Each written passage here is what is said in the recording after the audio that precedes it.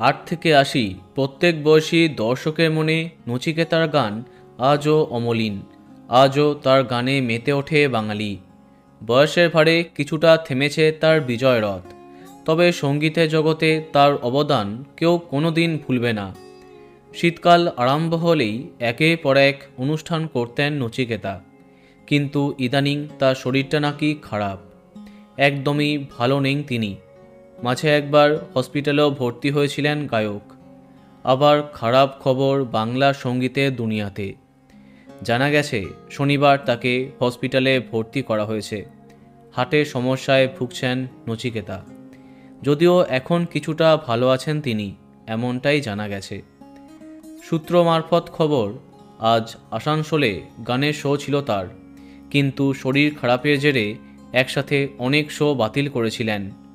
বাড়িতেই সময় কাটছিল তার, কিন্তু হঠাৎই অবস্থার অবনতি হতে আরম্ভ করে।